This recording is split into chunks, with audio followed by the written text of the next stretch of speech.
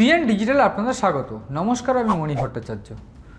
Supreme কোর্টে ওয়াকফ শুনানি এবং এই ওয়াকফ সংশোধনী বিলের শুনানিতে আজ অর্থাৎ বৃহস্পতিবার সুপ্রিম কোর্ট কিছু নির্দেশিকা দেয়, পাশাপাশি কিছু অন্তর্বর্তী নির্দেশ দেয়।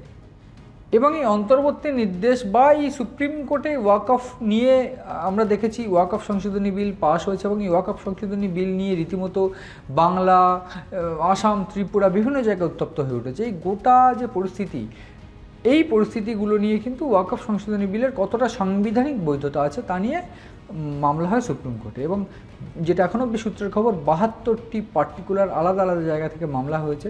সেই মামলার মধ্যে রয়েছেন বিধায়ক হুমায়ুন কবির কিংবা সাংসদ মহুয়া মিত্র, পাশাপাশি নওশাদ সিদ্দিকী, বাংলার বিভিন্ন জায়গা থেকেও মামলা হয়েছে। এবং এই গোটা যে মামলা শুনানি, সেই মামলার শুনানিতে আজ গতকালও অর্থাৎ বুধবার একটা শুনানি ছিল এবং সেই শুনানির পর কিছু জায়গা বাকি থাকে এবং সেই শুনানি কিন্তু আজ পুনরায় হয়। এবং আজ অর্থাৎ বৃহস্পতিবার যে শুনানিতে কিছুটা ক্লিয়ার হয় যে আগামীতে কি হতে চলেছে এই ওয়াকফ সংশোধনী বিল নিয়ে।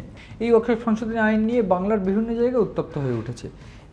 এই যে ওয়াকফ সংশোধনী আইন, এই ওয়াকফ সংশোধনী আইন নিয়ে কেন কেন্দ্রের মাথা ব্যথার কারণ হয়ে দাঁড়িয়েছিল সেই বিষয়ে আমরা আলোচনা করেছি। কিন্তু আজ আমরা আলোচনা করব এই সুপ্রিম কোর্ট কি নির্দেশ দিয়েছে এবং এই নির্দেশিকার ফলে কি প্রভাব পড়তে পারে এই রায়, এই নতুন বিলে।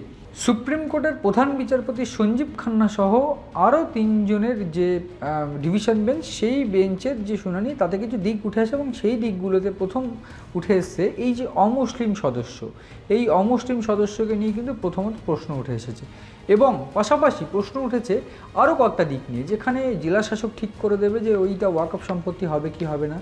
পাশাপাশি এই ওয়াকফ সম্পত্তি যেখানে হাইকোর্টের রায় হয়ে যাবে যে এইটা ওয়াকফ সম্পত্তি, সেই রায়ের পর কি এই ওয়াকফ সংশোধনী যে আইন, সেই আইনের দ্বারা পুরনো কোনো রায় বাতিল করে সেই ওয়াকফ সম্পত্তির চরিত্র বদল করা যাবে। এই বিষয়গুলো নিয়ে কিন্তু প্রশ্ন উঠেছে এবং এই বিষয়গুলো নিয়ে কিন্তু রীতিমতো প্রশ্নের মুখে পড়েছে কেন্দ্র সরকার। এবং কেন্দ্র সরকারকে যেটা নির্দেশ দেওয়া হয়েছে আজ অর্থাৎ বৃহস্পতিবার সেই মামলা শুনানিতে কেন্দ্র সরকারকে নির্দেশ দেওয়া হয়েছে এই সংক্রান্ত একটা রিপোর্ট, গোটা তথ্য 7 দিনের মধ্যে জমা করতে হবে। এবং এই 7 দিনের মধ্যে জমা করতে হবে যে এই যে প্রশ্নগুলো উঠেছে সেই প্রশ্নগুলোর বিস্তারিত তথ্য দিয়ে জমা করতে হবে। এবং আমি বলতে চাইব এই যে মামলা, সেই মামলার শুনানিতে কিন্তু প্রথম থেকেই বেশ কয়েকটা আপত্তির জায়গা ছিল প্রধান বিচারপতি ডিভিশন বেঞ্চের। তারা প্রশ্ন করেন প্রথমে যে অমুসলিম সদস্যকে কেন প্রয়োজন। তারা পাশাপাশি তিরুপতি মন্দিরের উদাহরণ দিয়ে বলেন যে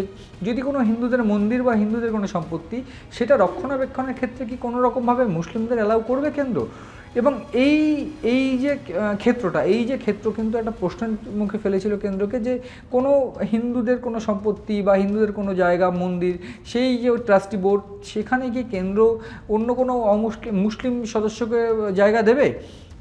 যদি দেয় সেক্ষেত্রে 7 দিনের মধ্যে রিপোর্টে উল্লেখ করতে হবে। আজ অর্থাৎ বৃহস্পতিবার সেই নির্দেশ দেওয়া হয়েছে। কিন্তু গতকাল থেকেই এই যে প্রশ্নটা উঠছে, সেই প্রশ্নের উপর ভিত্তি করে কিন্তু একটা দিক ভীষণ স্পষ্ট হয়েছে যে এই যে অমুসলিম সদস্য, কেন অমুসলিম সদস্যদের রাখা হচ্ছে তা নিয়ে কিন্তু প্রশ্নচিহ্ন উঠছে। পাশাপাশি এই যে জেলা শাসকের ভূমিকা, সেই জেলা শাসকের ভূমিকা নিয়ে কিন্তু পর্যবেক্ষণের সময় প্রধান বিচারপতি ডিভিশন বেঞ্চ থেকে প্রশ্ন করা হয় যে এই যে মুসলিমদের যে সম্পত্তি যেটা হাইকোর্ট থেকে রায় দেওয়া হয়েছে, সেই রায় দেওয়ার পর এই যে সম্পত্তির যে চরিত্র বদল, সেইটা কি করতে পারবেন জেলা শাসকরা?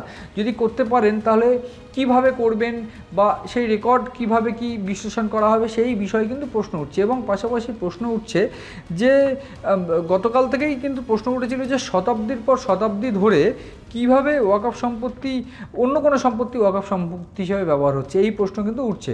আজ কিন্তু এই শুনানিতে কেন্দ্রের অর্থাৎ যে সলিসিটর জেনারেল তুষার মেহতা, তার তরফে তাকে প্রশ্ন করেন প্রধান বিচারপতি ডিভিশন বেঞ্চ এবং তিনি যে উত্তরগুলো দেন তাদের মধ্যে খুব গুরুত্বপূর্ণ একটা উত্তর আছে। তিনি কিন্তু একটা উত্তর দেন আজকে যে কেন্দ্র এই যে বিলটা আনা হয়েছে, সেই বিল কিন্তু জনসাধারণের সুবিধার জন্য আনা হয়েছে। এবং কেন মূলত আনা হয়েছে, যে বহু ক্ষেত্রে অভিযোগ আসছিল যে ওয়াকফ সম্পত্তির নামে জনসাধারণের সম্পত্তি দখল করে নেওয়া হচ্ছে এবং এই ক্ষেত্রেই কিন্তু এই বিলটা মূলত আনা হয়েছে।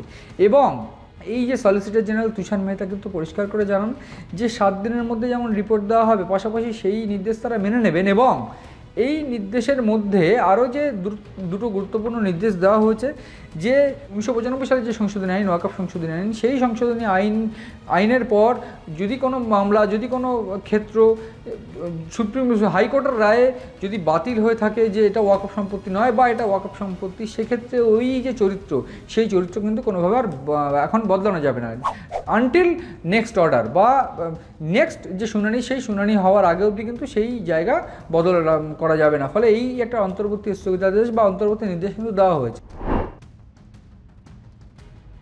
যেমন পুরোপুরি আইনে কোনো অন্তর্বর্তী স্থগিতাদেশ নেই, যেমনটা উল্লেখ করেছে আজকে প্রধান বিচারপতি, তিনি বলছেন যে আইনটা কিন্তু কিছুটা ভালো দিক রয়েছে।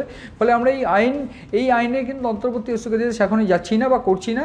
সেক্ষেত্রে আরও একটা নির্দেশ যেমন দেওয়া হয়েছে, সেটা পরিষ্কারভাবে বলা হয়েছে যে ওয়াকফ সম্পত্তির যে চরিত্র বদল, সেই চরিত্র কিন্তু এই মুহূর্তে বদল করা যাবে না। আর পাশাপাশি যে গুরুত্বপূর্ণ রায় দেওয়া হয়েছে, যে দুটোর মধ্যে আরও একটা গুরুত্বপূর্ণ রায়, যে কোনো অমুসলিম সদস্যকে এখনই কিন্তু নেওয়া যাবে না বা নতুন করে কোনো বোর্ড, ওয়াকফ বোর্ড বা কমিশন গঠন করা যাবে না, এই নির্দেশ কিন্তু দেওয়া হয়েছে।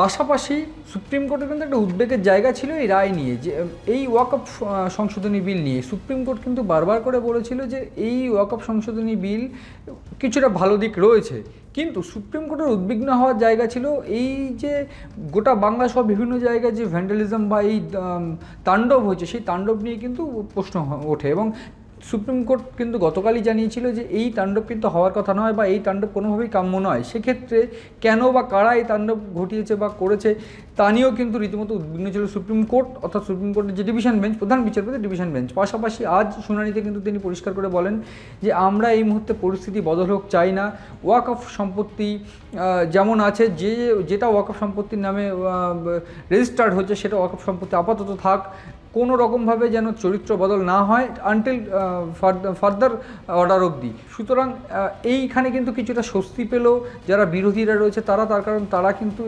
একটা জায়গা পাবে তাদের হয়ে কথা বলার বা তাদের কথা বলার।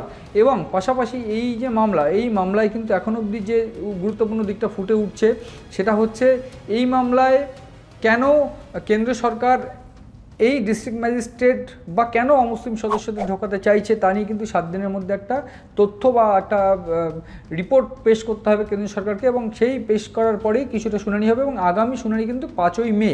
পাশাপাশি সুপ্রিম কোর্টে কিন্তু এই যে সওয়াল জবাব চলেছে, সেই সওয়াল জবাবে তুষার মেহতা পরিষ্কার করে জানান যে কেন প্রয়োজন পড়লো এই ওয়াকফ সংশোধনী আইনের, পাশাপাশি এই ওয়াকফ সংশোধনী আইন কেন লাগু করেছে কেন্দ্র সরকার এবং কেন মাথা ব্যথার কারণ হয়ে দাঁড়িয়েছিল ওয়াকফ সম্পত্তিগুলো, সেটাও পরিষ্কার করে দেওয়া হয়েছে তুষার মেহতার তরফ থেকে।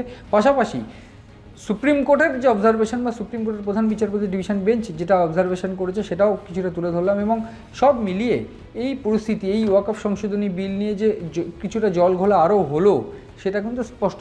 এবং এই যে ওয়াকফ সংশোধনী আইন সেটা কি বাতিল হতে চলেছে, নাকি এই ওয়াকফ সংশোধনী আইনে বেশ কিছু পরিবর্তন আসবে, তা নিয়েও কিন্তু প্রশ্ন উঠছে এবং প্রশ্ন থাকছে।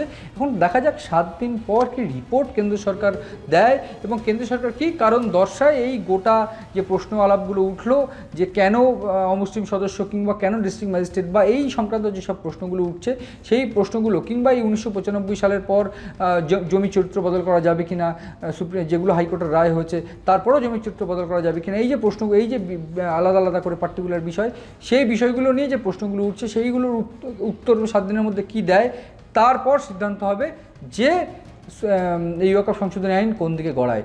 সব মিলিয়ে এই ওয়াকফ সংশোধনী আইনের ভবিষ্যৎ কী তা কিন্তু রীতিমতো প্রশ্নের মুখে। এই গোটা বিষয়ে নজর রয়েছে আমাদের, নজর রাখুন আপনারাও সিএন ডিজিটালের পাতায়।